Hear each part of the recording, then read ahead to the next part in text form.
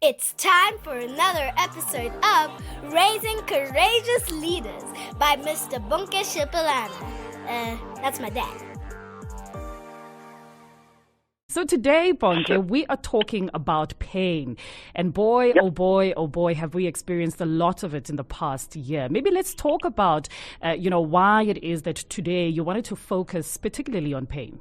Yep. For today's topic, we're going to focus on one side of pain. Yes. The mental, emotional distress or suffering side, simply defined as grief. Yeah. Grief is the natural reaction to loss. Grief is both universal and a personal experience. Yeah. Individual experiences of grief vary and are influenced by the nature of the loss. Some examples of loss include death of a loved one, the ending of an important relationship, a job loss, a loss through theft, or loss through a loss of independence through disability. So no one is immune to pain, whether physical or emotional. Yeah. And I want to repeat, it's a natural reaction. J.K. Rowling, a well-known author, once said that numbing the pain for a while will make it worse when you finally feel it. Simply meaning that at the end of the day, you can't ignore it, but you have to learn how to deal with it. Goodness. And you're saying today that we should never own our pain, but that's really difficult, right? Because when pain is assigned to you in whatever way, loss, like you're saying, grief, perhaps you've lost your job, perhaps you've lost a loved one, perhaps you've lost so many of the dreams that you had for yourself. So it's very hard to say I shouldn't own the pain when the pain has just been assigned to me directly. So exactly what do you mean by that? I mean, let's get it clear from the beginning. I'm not saying that do not recognize, accept, or deal with the pain. Right. The best step in dealing with the pain is to recognize that you got hurt in the first place. First, accept that, one, you got hurt. Number two, it might not even be your fault. You were part and parcel of just nature moving, and you got caught in between. Being unable or unwilling to recognize personal pain is like living ignorant of a serious disease. Eventually, it will manifest its presence and take its toll. At that point, it might be too late to actually manage it.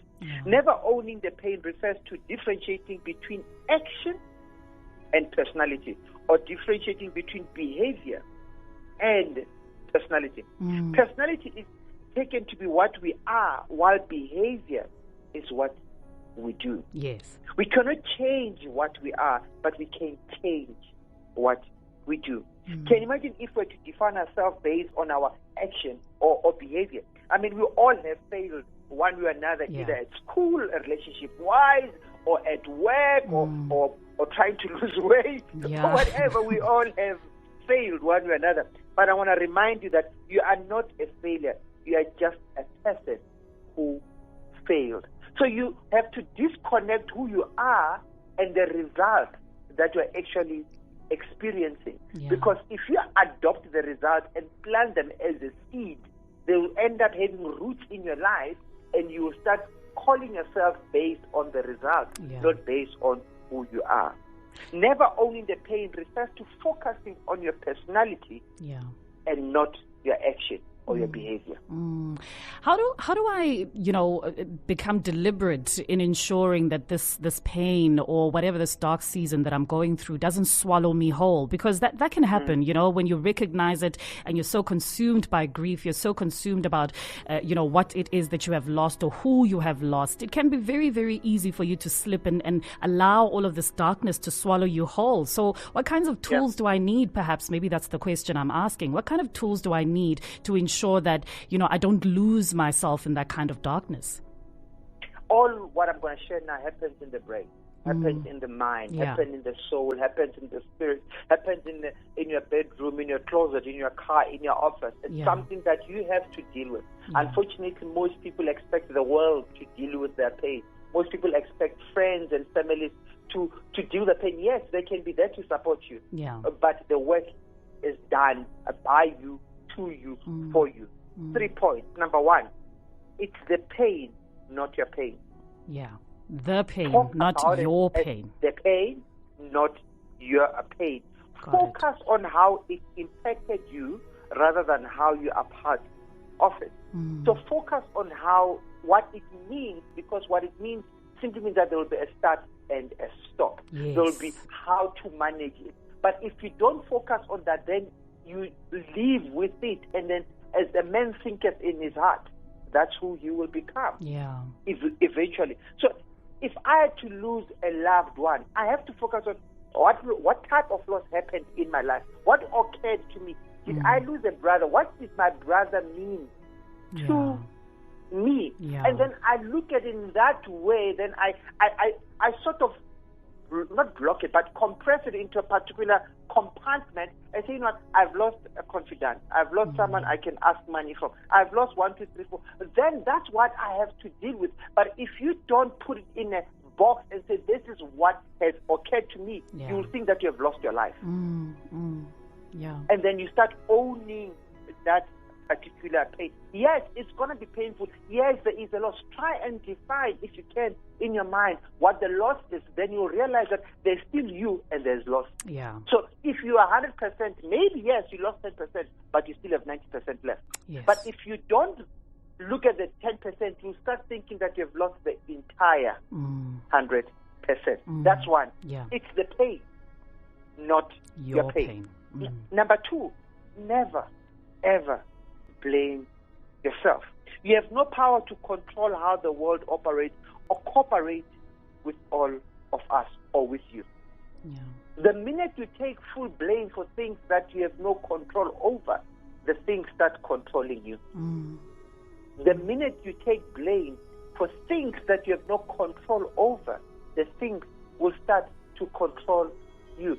So my encouragement when it comes to point 2, never ever take blame. Yes, take the effect of it, but never take the blame of it. Yeah. Last point, pray for strength. Yeah. What I'm sharing today is not easy. What I'm sharing today is not natural. What I'm sharing today, you can't prepare for it. Yeah. You find yourself in the battlefield, and when you're in the battlefield, you just have to pray for strength. Because at that time, either the enemy will kill you or you're going to kill the enemy. One of you is going to come out without power.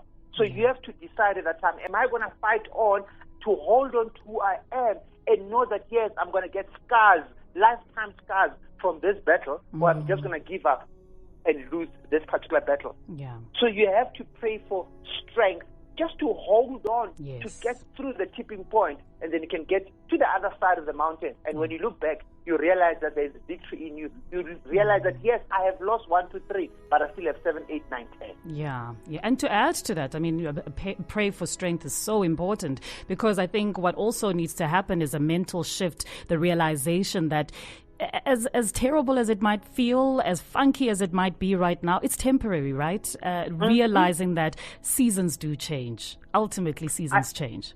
I've met quite a number of people who started a business, bought cars, bought houses, took their kids to private schools and employed 40, 70 people.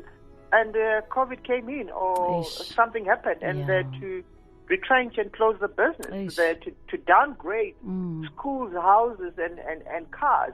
And I always remind them that you failed, but you're not a failure. Yes. The same passion that you used to start the first business, you can use it to start the second business. And the good thing about it now, you have a foundation that is called experience. Yes. You're better than someone else who has not yet started a business. Yes. So don't allow a season to destroy you.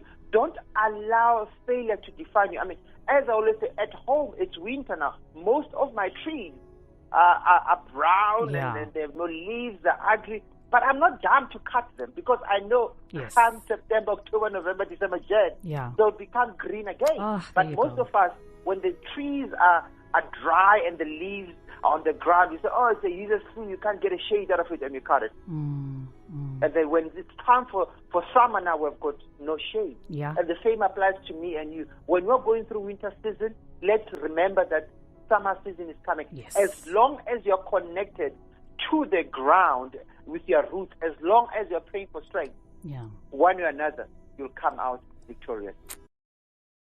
stop waiting for someone to rescue you. You must have patience and engage in consistent action. Find the inspiration within yourself Patience. to rise above and be your own hero. Join Bonke Shipalana on The Power Within